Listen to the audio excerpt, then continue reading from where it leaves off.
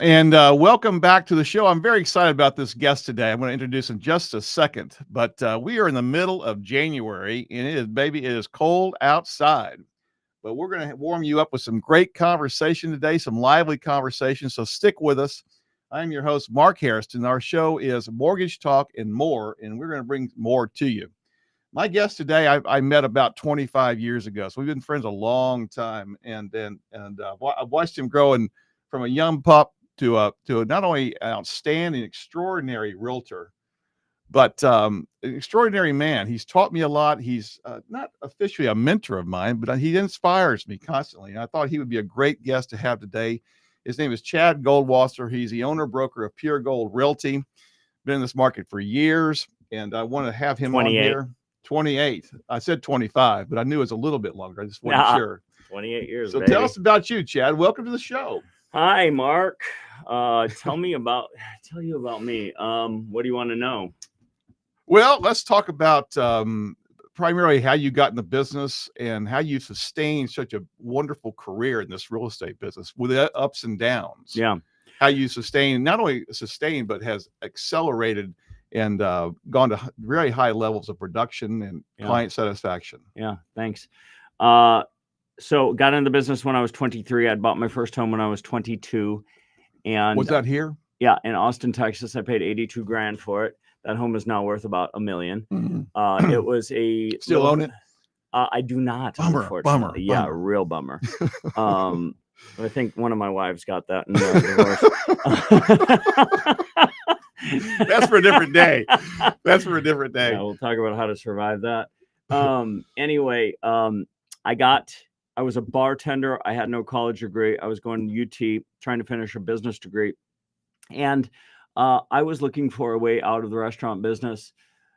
I decided I was going to start investing in real estate at the age of 23. I told my wife at the time, I'm going to get my license so that I know more about it. And I went and sat in the rooms of the real estate schools and looked around at all the people there. It was 1997 and the market was booming.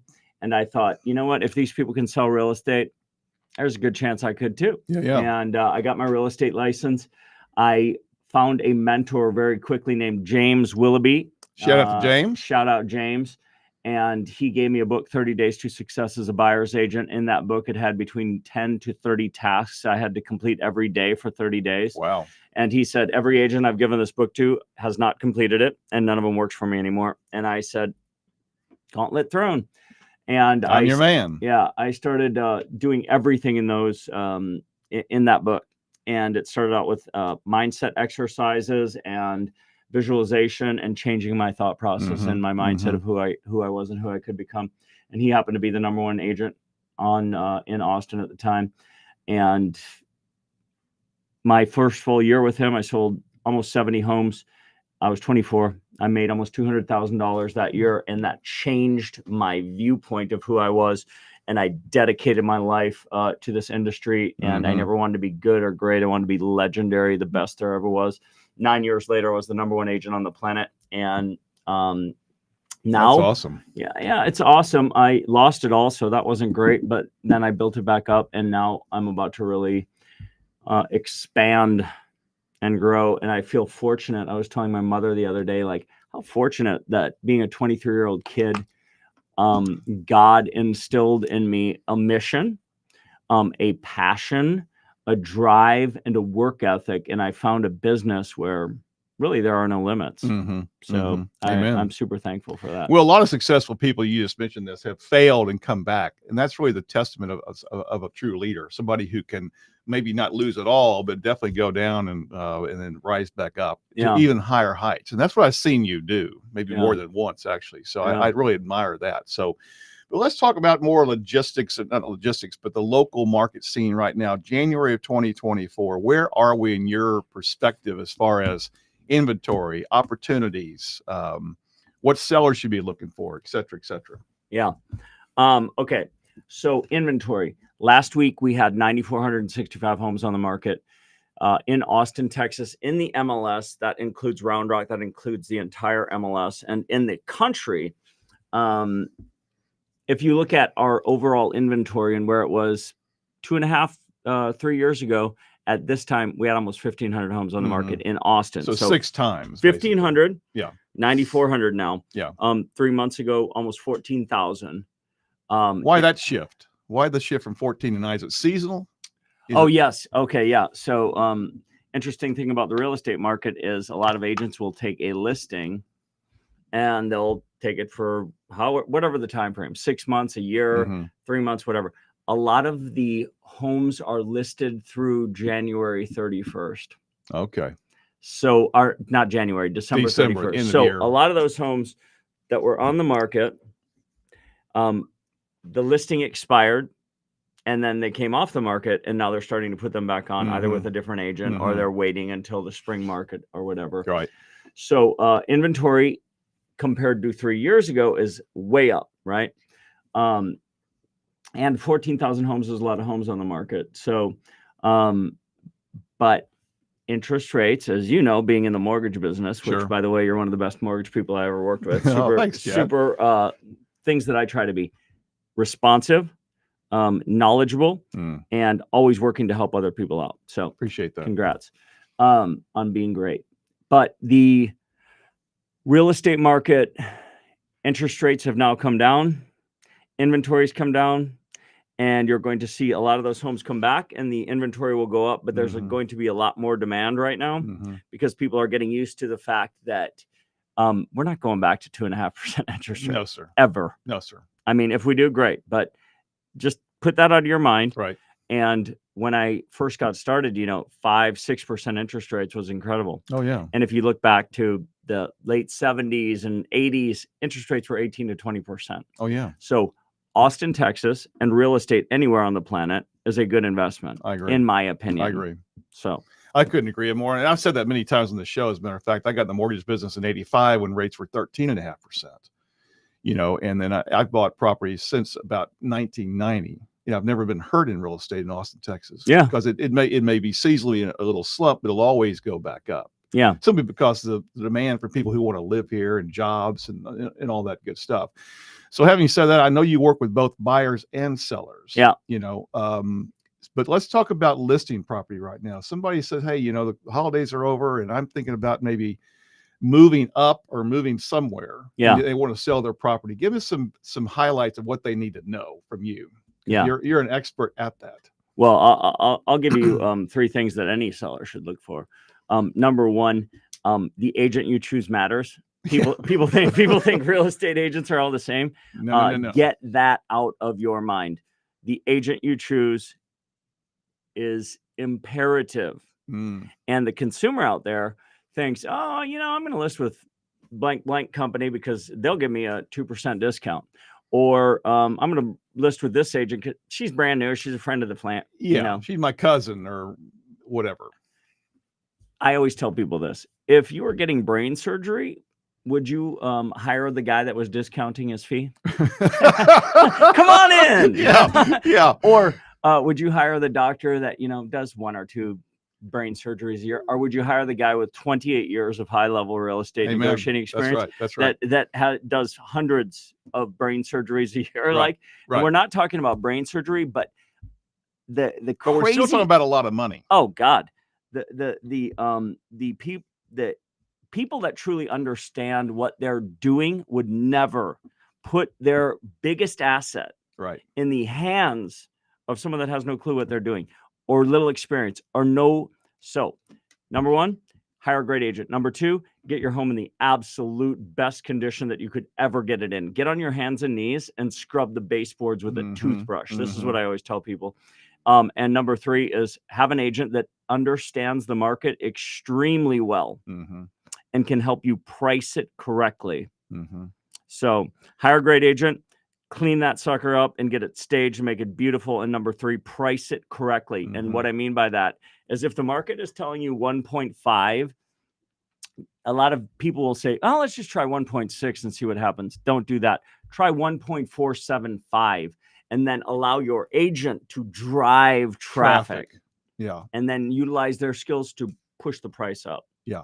And that would be a universal counsel for anywhere. In other words, I've always understood real estate to be somewhat hyper local. In other words, Westlake is going to be different than Hutto, but the concept is the same. Yes. Your clientele may be different. Yes. But the idea is you still have to position that property for the marketplace, for the profile of the buyer. Yeah. Yeah.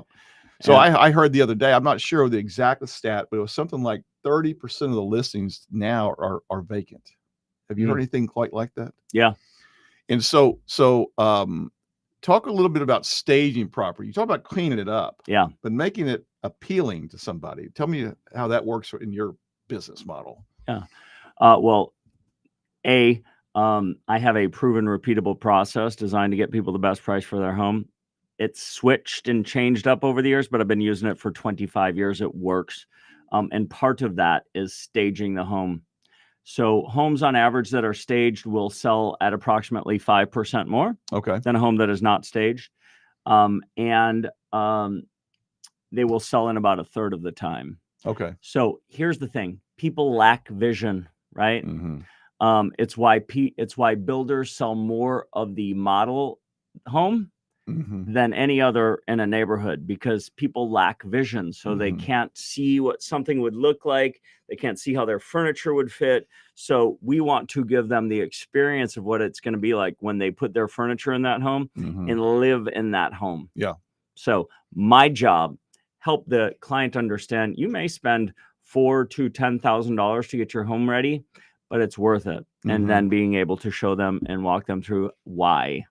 So they had time. Let's say they had 6 months or maybe even a year. They're going to, let's say, sell in 2024, but they have some time. Yeah. And they need, property was built, let's say 20 years ago, and really need some updates. What is the key to maximizing their value? Is it kitchens and bathrooms? Is it, it could be a whole lot of things. Yeah.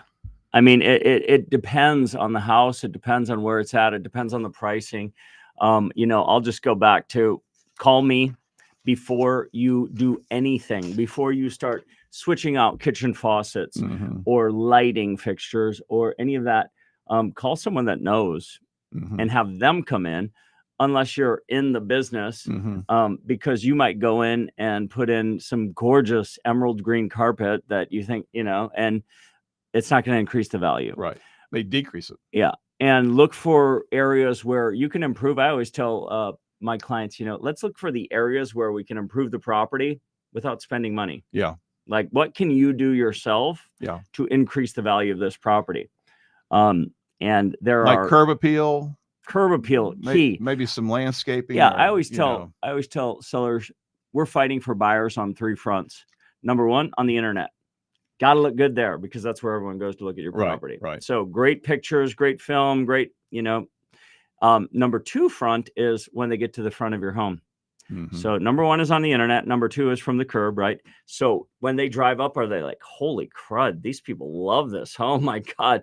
The, color, the beds are all full of black, nice mulch, right? The exterior power wash, cleaned.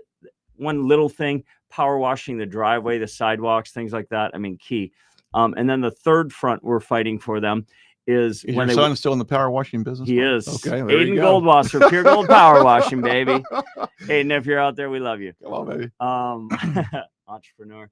And the 3rd front is when they walk in that door. So you want to make sure when they walk in that door, the lights are on. The home is, I think of involving all 5 senses of a person, their sight, their sound, their smell, everything. Yeah. Like, we want them to fall in love. You ever fall in love with something? Your wife, right? My wife. Yeah.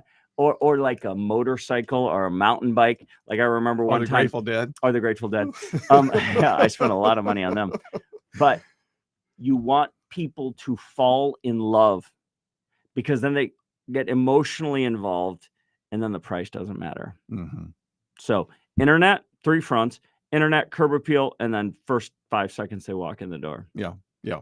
Well, the homes I've bought, at least several homes I've bought, you're just exactly right. I walked in and I told my wife one of the homes we bought in Lost Creek years ago, I said, I think this is our house, right when we walked in. Yeah. I felt it. Yeah. And that happens to a lot of people. You can kind of feel it. This is my space, Totally.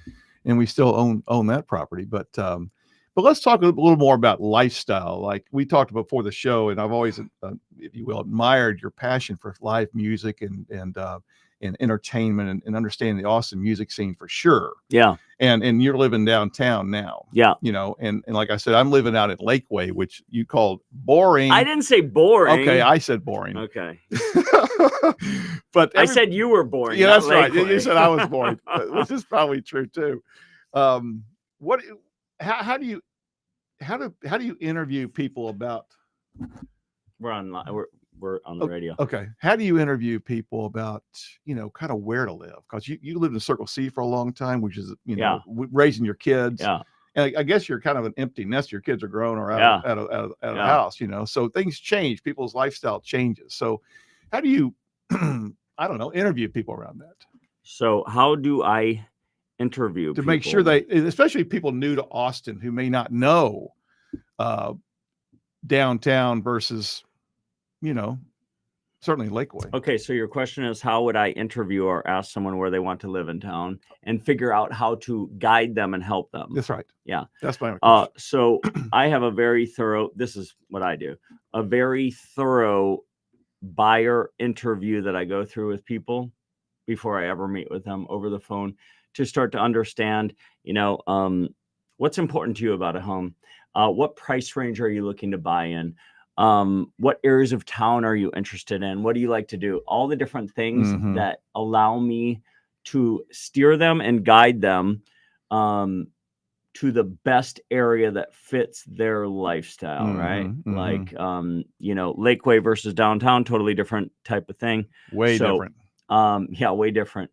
But, putting them in a place like a subdivision that has schools and families and things of that nature versus putting them downtown in a smaller home that's closer to all the things that they might like to do.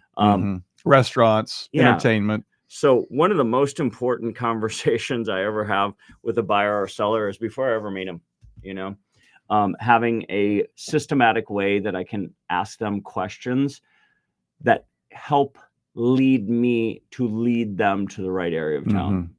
So that's what I would say. And do you specialize in certain areas versus others? In other words, will you go to Georgetown?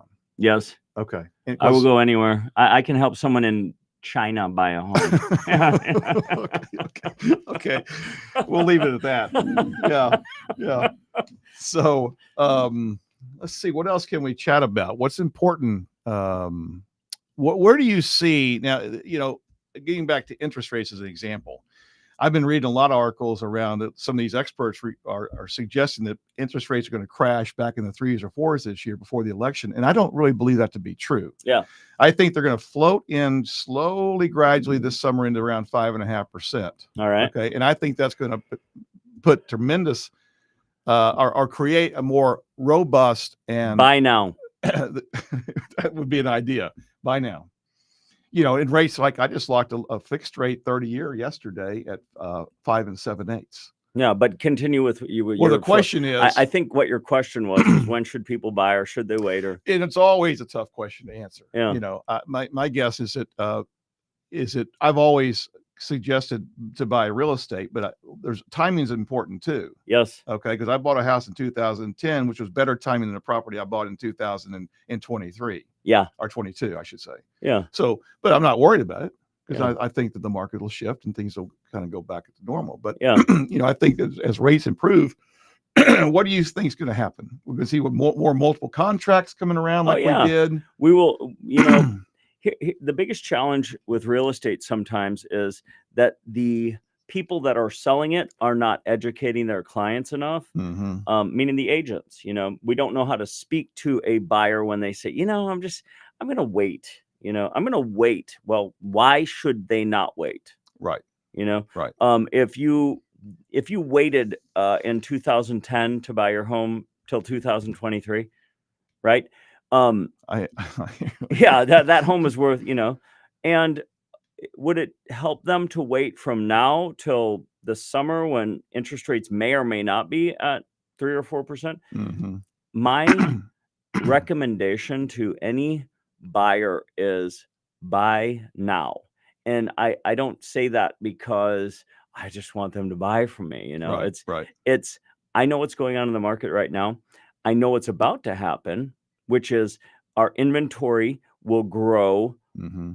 Interest rates will continue to come down, and there will be a surge of buyers, and prices will drive up. Mm-hmm. And so, could you get an interest rate in 6 months that's going to be 2% less?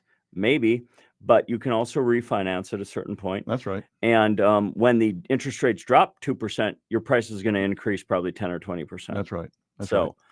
yeah. So what do you think the challenges are, the potential challenges this year in Austin, Texas? In other words, you feel it's going to be a very good year, or you think that we're going to see some political issue? Well, there's always political challenges, if you will, Yeah. but you think that's going to influence the market at all here, the election year coming up and all that? Yeah, I totally Inflation, think, blah, yeah, blah, blah. Everything affects the real estate market and the stock market and, life in general. So I think, sometimes people are like, how's the real estate market? Mm-hmm. And a typical traditional average real estate agent or average consumer or average buyer or seller might say, I'll come from the agent's perspective. It's really tough right now. Right. Well, that's not true.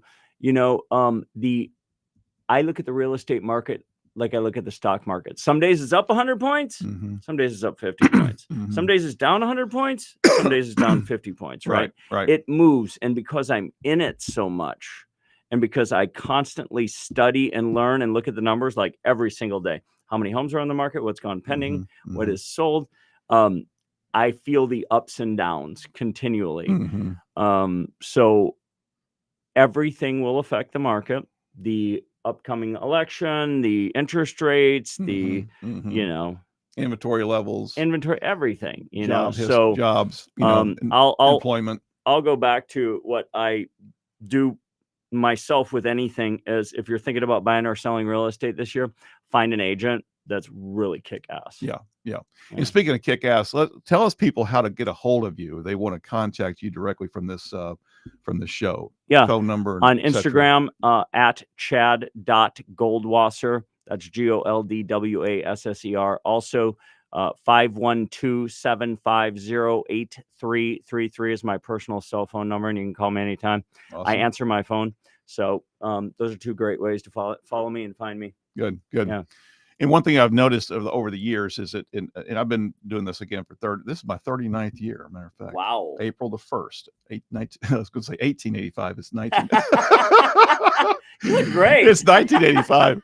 But anyway, this will be my 39th year. But, and I've gone through 4 recessions over the years. Yeah. And in this last one, in the last couple of years, it wouldn't really be called a recession, but it's certainly a correction, from those historic lows of rates. But the thing that one of the keys I've always found is the market adjusts to people's confidence in the economy. Yeah. The consumer confidence levels. Yeah.